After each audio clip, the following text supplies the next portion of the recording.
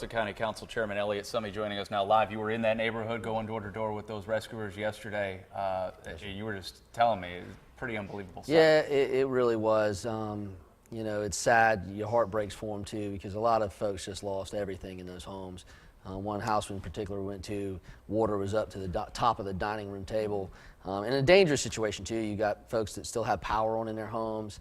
You know, sewer backing up. We saw some gasoline, diesel fuel floating in the water, and folks that are going back in there today, they need to be really careful. I mean, DHEC's tried to warn folks too. That water sitting like that can create bacteria and quickly. And you need to be updated on your tetanus shot and a lot of other things. So it was a unbelievable situation. It continues to be that way. And Councilman Summey, we know that you just returned from Almondale. That Almondale bridge out there was closed at one point today. Yes, ma'am. The water had overtaken the bridge for a good while, but it's with low tide, it's going back down. But it is flowing like nothing I've ever seen in Charleston. I've never seen a water or tributary in Charleston flow like this, and it's that way throughout the county. And Lord knows what our brothers and sisters in Dorchester and Berkeley are going through right now, and we're all praying for them. And as this water continues to flow down from the upstate, it'll be pretty interesting to see how it affects us. Can you tell them what the plan is if they have to close that bridge? Because there's no detour. We're going to be talking to the Army Corps and to the SCDOT and with the federal government. Highway 17 is a federal road, and they will be involved in that process. But we're going to make sure that we keep.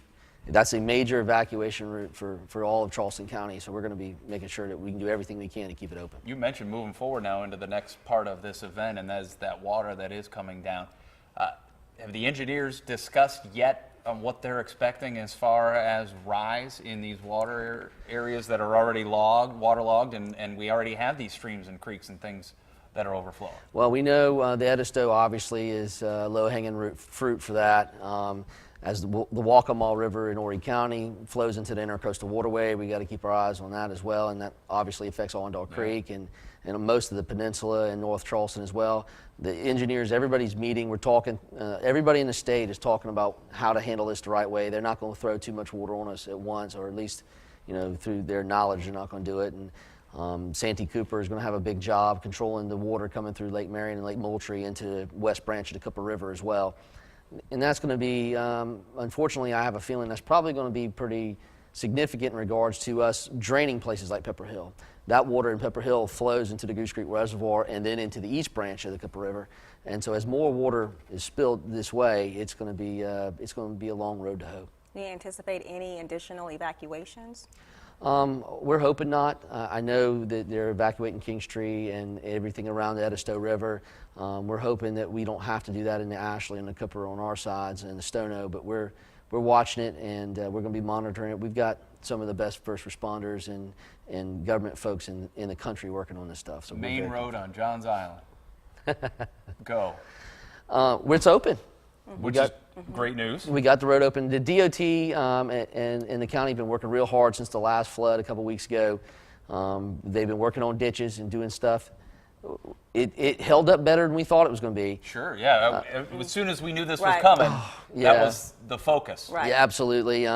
But hopefully we can do some more things going forward. We're going to raise the road bed here shortly as soon as this water goes down. But it did a lot better than we thought it was going to do, and we've got it open. Normally, if you go back 3 or 4 weeks ago, it'd still be underwater. Right. Today. So we're working hard. The DOT and the new secretary up there and Chairman Rozier have been working real hard with us to try to get some help. The DOT's been fantastic to work with so far through the last couple of days, and they're really working hard. They're stretched thin. They've got a big job right now throughout South Carolina. And a producer just came in my ear and said we had the video that you actually shot when you were out there in Allendale.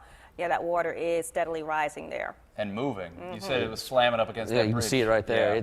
It's really, that's hitting the side of the bridge on the north side of the creek, and then you'll see in between the two bridges here in a second.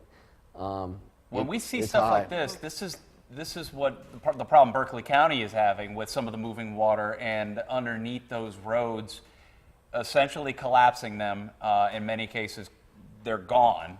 All right. What kind of issues in Charleston County are having a similar type of a problem? We've got some places, I should say. We've got a couple roads that we're having issues with, especially on the south end of the county near Main 17, Johns Island, Red Top area, and then out here in McClellanville and Allendale. We've got inspectors on the ground. One of the problems with a situation like you're seeing with this is you can't see it to inspect it. Right. So hopefully that water can keep going down, and we can get our inspectors out there to really take a good hard look at it. But we're going to do everything we can to keep everybody safe, and we're going to continue doing that. Well done. Pass along again. We've been telling every leader we can to thank our public servants who've been out there, fire, police, EMS. We literally, over the last year, we've seen the gumption of our crowd and how they can handle it. And it says a lot about our community, too. Absolutely. How well we come together. We take care of neighbors down here, and the Low Country is a very special place to live because So of the true. attitude of the people who live here. Well done. Thanks, buddy. Thanks, Brad. Thank Thank you, y'all for Elliot. everything y'all Thank been you doing, for coming. too. Thank you Yes, so ma'am. much. Stay with us. We're coming right back. You're watching News 2 Midday.